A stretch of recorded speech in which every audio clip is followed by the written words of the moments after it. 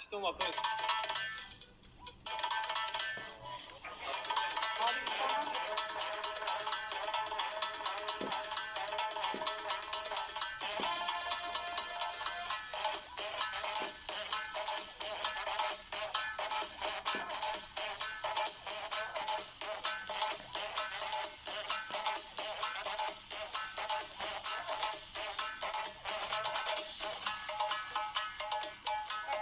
Как все любят.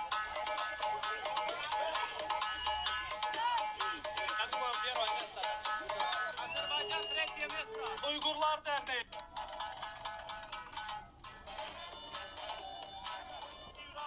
Değerli dostlar, bugünün birincisini açıklıyorum. Tacikistan.